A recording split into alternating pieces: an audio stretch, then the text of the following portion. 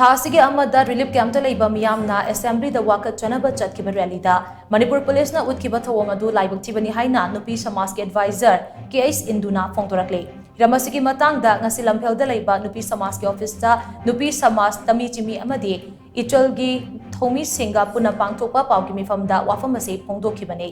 मिफम अदुदा महांगना मखा तारातुना high हौजिक लांजेनदुना relief camp कयादा लेरिबा मियामगी फिबम असे लेंगांगना खंगफम थोई नोंजु नुंसा मरग असिदा युमदा लेबा फावबा नुंगाइतबा मतमनी मकोइना रिलीफ कैंपता करमना नुंगाइना लेरमगदगे मसिदा सुनतना मचा सेंबा ngamlaktaba थबक सुफम नोमफम लेतबना ngauchanaragलबा मतम मसिदा मयुमदा हंजगे हाइबगी रैली लाकपा दुदा ऑनसिनदुना नोमै कापखिबा मणिपुर पुलिस पर्सनल सिंह अदुगी मथकता एनक्वायरी चथगदबनी अमरोमदा इरांग असिदा अहिंग नुंगथिल थीदना पाउखोमलिबा पाउमी फावबा फुदुना चथकिबा थोंग अदुसु अकनबा मोंगदा कंडेम तौबी मदुदा चेनबा एसआई अदु सस्पेंड तौकिबा सिबुदी थागली अदुबो मतुंगदा तौरक्तनबा हेना अकनबा चैराक अमा पिहनिंगे अदुगा पुमनमक असिगी वारोइसिन अमा पुरक्तुना आईडीपी सिंगसु मसा मसागी युमदा हंजुल हन्नबा लेंगांग असेंबली दा चबचाबा वारेप अमा लौबियो हाइनसु महांगना मखा ताखी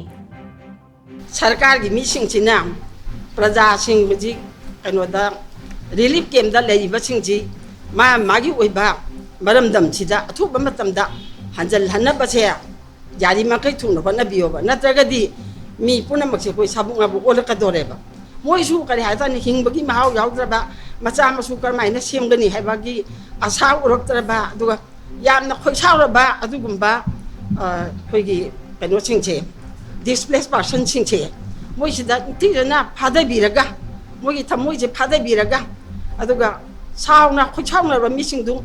थेंबीरगा मोइगी मरक्ता मी मंगादंग तरादंग खंगलगा असेंबली मनुंगदा चंगनबा याननबगी खुजिन थौरांदो तौगिरम तारगदी होन मुबु थागतलंगदबनेबा अदुदि नत्रदना खोलाई पाइरे ngame matadongna akoi mama macha maraksidai yam thongna phaba utpadudi yam pangdabagi thawong nei na khoina logjayeba